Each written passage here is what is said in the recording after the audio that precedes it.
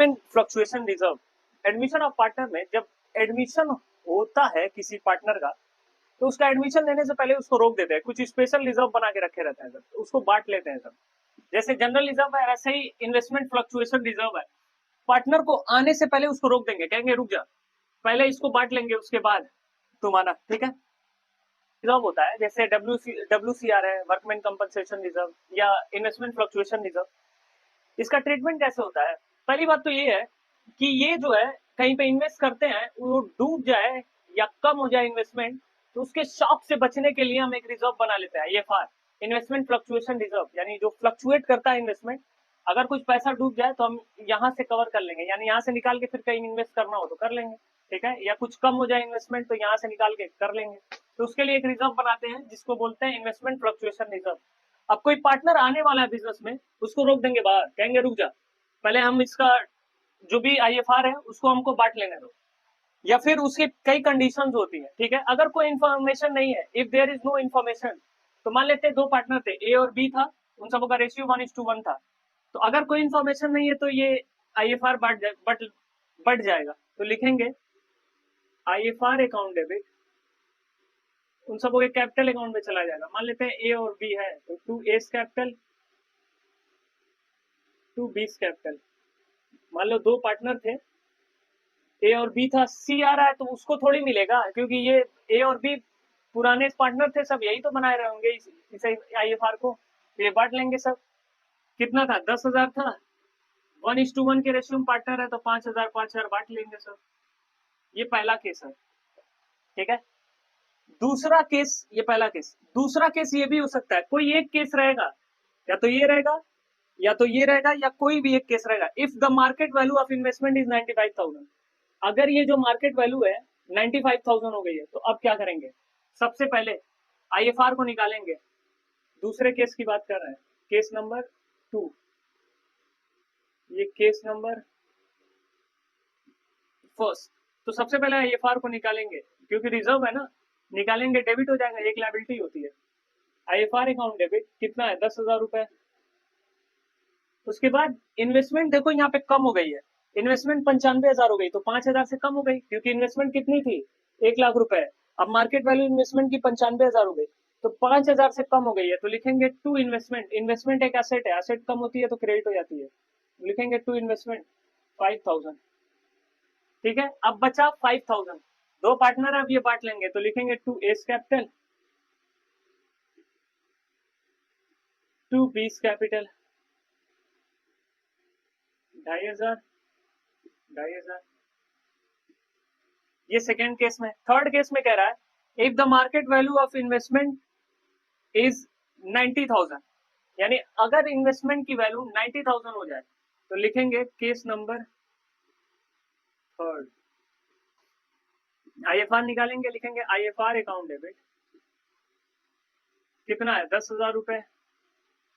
Investment की value देखो 10,000 से कम हो गई है, यहाँ पे 1,00,000 का इन्वेस्टमेंट, यहाँ पे 90,000 हो गया, यानी 10,000 कम हो गया, तो लिखेंगे टू इन्वेस्टमेंट 10,000। अब उन सबों के कैपिटल अकाउंट में भेजने के लिए बचा ही नहीं है, ठीक है, तो ये इसकी एंट्री हो गई। फोर्थ केस में, फोर्थ केस क्या है? If the market value of investment if the market value of investment is 1,00,000।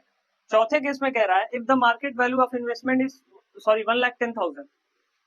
जो केस नंबर 4 है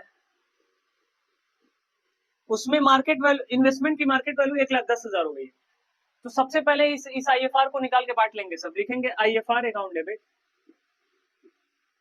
टू एस कैपिटल, क्योंकि पूरा पूरा बच गया है, टू बीस कैपिटल। जो IFR था वो तो पूरा पूरा बच गया है, इन्वेस्टमेंट बढ़ गई है ना, तो अब यहाँ की जरूरत तो पड़ेगी नहीं, तो ये कितना था? 10,000 रुपए, 5,000 बांट लेंगे सब।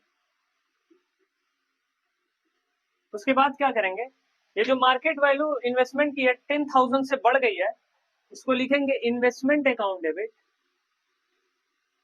इन्वेस्टमेंट बढ़ गई है ना, investment account debit to revaluation account. Revaluation account के क्रेडिट साइड में दिखाया जाता है इसको।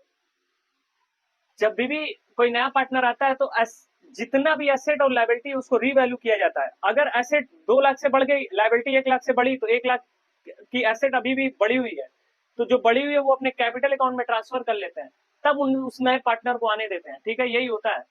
तो अब मान लेते हैं ये इन्वेस्टमेंट बढ़ गई है, तो रिवैल्यूएशन क्रेडिट साइड में दिखाएंगे कितना है, 10,000 से बढ़ गई है तो 10,000 दिखा देंगे।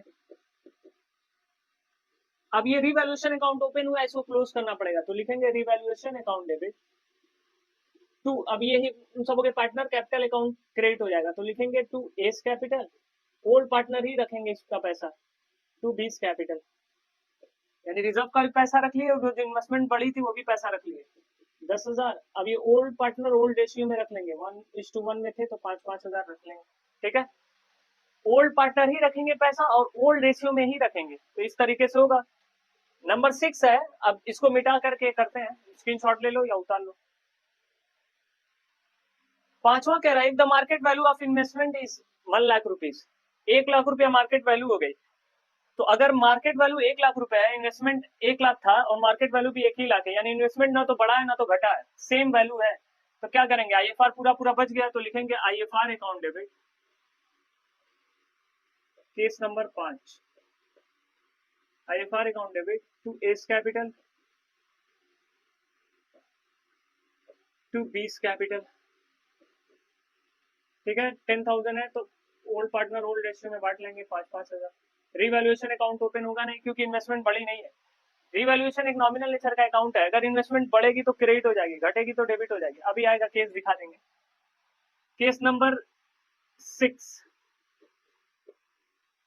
कह रहा है कि if the market value of investment is 80,000, हो गया काम, 80,000 हो गया। 1 लाख इन्वेस्टमेंट थी कहीं पे, उसकी मार्केट वैल्यू अब 80,000 हो गई, तो अब तो घट गई ना, 20,000 से घटी है, तो सबसे पहले इन्वेस्टमेंट लिखेंगे, सॉरी, सबसे पहले आईएफआर निकालेंगे, लिखेंगे IFR account debit to investment. अब देखो, इन्वेस्टमेंट तो घटी है 20,000 से, हमारे पास आईएफआर कितना है 10,000, तो अब जो लॉस हुआ है, जितने का तुमने आईएफआर बनाया था उससे ज्यादा डूबा है, तो अब ये जो ज्यादा डूबा है उसको रीवैल्यूएशन अकाउंट डेबिट कर देंगे, लिखेंगे रीवैल्यूएशन अकाउंट डेबिट 10,000 रुपए। ये नॉमिनल नेचर का अकाउंट है। ठीक है, वैसे तो जब पूरा क्वेश्चन कराएंगे तो ज्यादा बेहतर समझ में आएगा, लेकिन रीवैल्यूएशन अकाउंट को डेबिट कर देंगे क्योंकि ये नॉमिनल नेचर का अकाउंट है। 10,000 नुकसान हो गया ना, इसीलिए इसको डेबिट कर दिया। अब जब ये ओपन हुआ है तो इसको क्लोज भी करना पड़ेगा, अब डेबिट है ना तो इसको क्रेडिट करके खत्म करना पड़ेगा, तो लिखेंगे टू रिवैल्यूएशन। अब कैपिटल अकाउंट उन पार्टनर्स की डेबिट करना पड़ेगा, लिखेंगे एस कैपिटल अकाउंट डेबिट, बीस कैपिटल अकाउंट डेबिट, कितना है 10,000 है ना, तो अपने ओल्ड रेशियो में इसको भरेंगे भी सब 5,000 रुपए। ठीक है, इस तरीके से होगा। अब नेक्स्ट देख लेते हैं WCR। एक और रिजर्व है जिसको वर्कमैन कंपनसेशन रिजर्व बोलते हैं। ठीक है, चालू है कि नहीं, वर्कमैन कंपनसेशन रिजर्व बोलते हैं। होता क्या है कि जब बिजनेस चलता है तो उसमें वर्कर को कंपनसेट करने के लिए कुछ रिजर्व बनाए जाते हैं। जैसे मान लो स्ट्राइक कर दिए सब, या कोई घायल हो गया, या किसी को एक झटके में इलाज कराने की जरूरत पड़ गई, तो इसके लिए कंपनसेट करने के लिए एक रिजर्व बनाया जाता है जिसको वर्कमैन कंपनसेशन रिजर्व बोलते हैं। अब मान लो रिजर्व बनाया था, अब नया पार्टनर आ रहा है, उसको रोक देंगे क्या, रुक जा भाई, इसको बांटेंगे। तो क्या करेंगे, अगर कोई इन्फॉर्मेशन नहीं है, when there is no information, तो उठा के इसको बांट लेंगे, लिखेंगे WCR अकाउंट डेबिट पहले केस में, उन सबको कैपिटल अकाउंट में भेज देंगे टू एस कैपिटल। मान लेते ए और बी है, दो पार्टनर थे, इन सबों का रेशियो 1:1 था। सी आ रहा है तो सी थोड़ी लेकर के जाएगा, ए और बी पार्टनर थे तो वही तो लेंगे, ओल्ड पार्टनर ओल्ड रेशियो में रख लेंगे, to S capital to B's capital. कितना था 80,000 था, तो ये तो 40,000 और 40,000 रख लेंगे, बिल्कुल वैसे ही है, इसमें कुछ भी नया नहीं है। Where when there is a claim on workman compensation reserve estimated, WCR का मतलब workman compensation reserve। ठीक है, WCR लिख सकता है शॉर्ट में, WCR workman compensation reserve। When there is a claim on workman compensation reserve estimated 65,000, claim आ गया है 65,000 का, हो सकता हो स्ट्राइक मार दिया, हो सकता हो घायल हो गया, हो सकता हो कुछ हो गया हो, तो अब डब्ल्यू जो वो है रिजर्व बनाए हैं उसको निकालेंगे, लिखेंगे WCR अकाउंट डेबिट कितना है 80,000। उसके बाद देखेंगे क्लेम कितने का, लिखेंगे to provision for claim on WCR कितना है 65,000, लिखेंगे 65,000। बचा 15,000 रुपए, अभी भी क्रेडिट में 15,000 बचा है, बांट लेंगे, लिखेंगे to S capital to B's capital कितना 15,000 को बराबर बराबर बांटेंगे 7,500 7,500। ठीक है, थर्ड केस वाला देख लेते हैं, यहाँ पे करते रहे एंट्री, जगह कम है। फिर उसके बाद है when claim on account of WCR estimated 1 lakh रुपए। देखो कितना है मतलब रिजर्व कितना है 80,000 का, अब क्लेम 1 लाख का आ गया है, तो पहले तो निकालेंगे इसको, लिखेंगे WCR अकाउंट डेबिट 80,000। अब कितने का क्लेम है तो लिखेंगे टू प्रोविजन, मैं शॉर्ट में लिख दो provision for claim on WCR कितना 1 लाख रुपए है। ठीक है, मुझको थोड़ा नीचे लिखना पड़ेगा, to provision for claim on workman compensation reserve कितना है 1 लाख रुपए। अब देखो क्रेडिट वाला ज्यादा है, डेबिट वाला कम है, तो ये जो है जो लॉस है, जो नुकसान है, वो रिवैल्यूएशन के डेबिट में दिखाएंगे। ठीक है, तो रिवैल्यूएशन को हमको डेबिट करना पड़ेगा, तो लिखेंगे रिवैल्यूएशन अकाउंट डेबिट 20,000 रुपए। अब बिड़ू जी ये ओपन हुआ है ना, डेबिट है ना, इसको क्रेडिट करके खत्म करना पड़ेगा, यानी क्लोज करना पड़ेगा, लिखेंगे टू रिवैल्यूएशन अकाउंट। किससे क्लोज करेंगे, ये नुकसान था ना, अब उन सब कैपिटल को डेबिट करेंगे, लिखेंगे S capital account debit 20 capital account debit कितना था ये 20,000 रुपए, तो 10,000 ये भरेगा, 10,000 ये भरेगा, भरी है सब।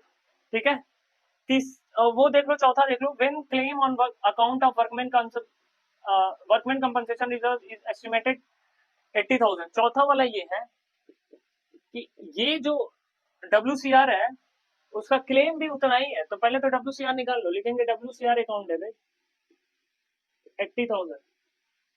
क्लेम कितना है, लिखेंगे to provision for claim on WCR 80,000। कुछ भी नहीं बचा और नहीं लॉस हुआ, बस ये एंट्री करके मामला खत्म।